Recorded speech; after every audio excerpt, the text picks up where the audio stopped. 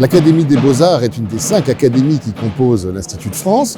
Il y a dans l'Académie des Beaux-Arts des peintres, des sculpteurs, des membres libres, des architectes et désormais il y a des chorégraphes. Et ça c'est très beau, on le souhaitait. C'est Laurent Petit-Girard, le secrétaire perpétuel, qui a voulu créer cette nouvelle section de chorégraphie.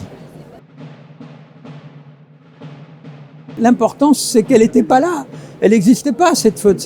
Et pour moi, c'était une aberration.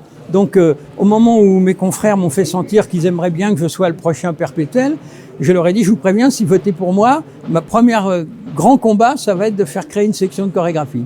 Parce que c'est un art essentiel, parce que je suis un musicien, parce que je peux pas imaginer que la danse soit pas là. Et bien sûr, il y avait le fait qu'elle soit à l'opéra.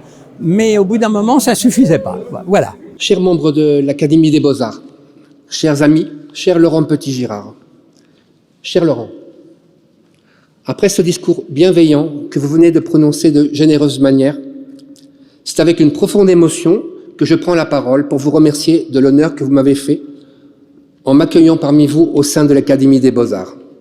La danse est un art qui peut soulager la détresse et apporter le bonheur.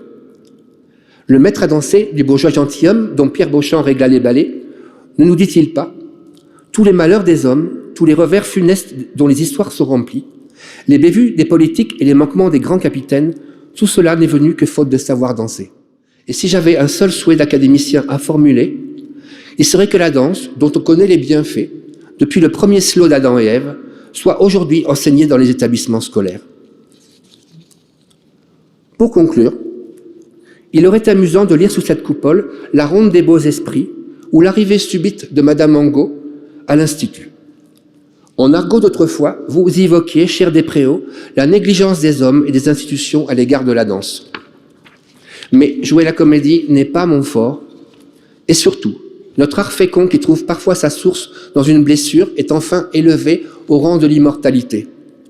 Enfin consolé de son sort fatal de devoir mourir pour renaître. Aussi, avant de saluer votre mémoire d'une danse d'honneur que les Basques appellent l'Oreșcu, je transmettrai seulement votre conseil. C'est peu d'être danseur, il faut être amoureux. Si vous n'aimez votre art d'un amour idolâtre, gardez-vous, croyez-moi, de paraître au théâtre. Je vous remercie.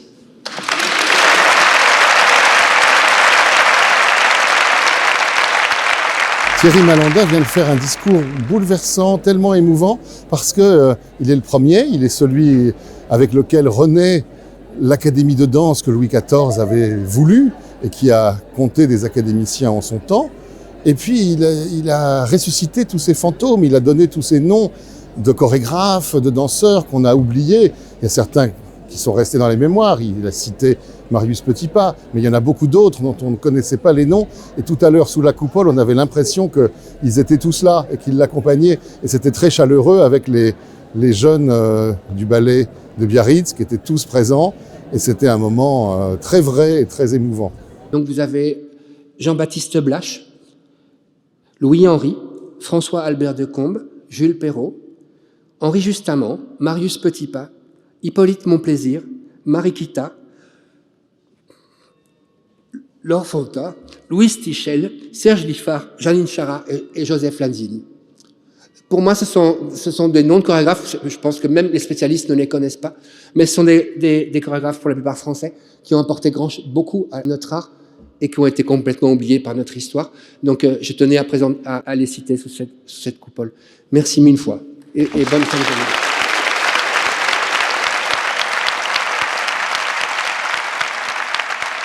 C'est peut-être le plus musicien de tous les chorégraphes français. C'est un homme qui a un rapport avec la musique. D'abord, c'est un merveilleux chorégraphe. C'est un parcours d'un humanisme en plus, d'un souci du bien-être de tous les gens qui travaillent avec lui. C'est une conception d'une pureté. Puis peut-être aussi que on l'a affublé de néoclassique et moi de néotonal. Alors voyez-vous, comme ça fait une parenté.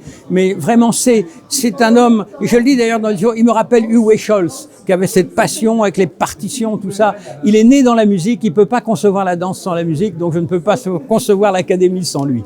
C'est une émotion, d'abord parce que la danse rentre à l'Académie des Beaux-Arts avec lui et grâce à lui.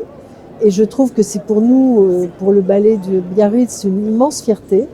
Pour tous ceux qui aiment la danse, c'est une reconnaissance fantastique de cet art qui était un peu, on se demande pourquoi d'ailleurs, laissé de côté alors que Louis XIV avait voulu qu'il anime toute l'histoire de Versailles et toute la vie de la musique. Il n'y avait pas de musique sans ballet.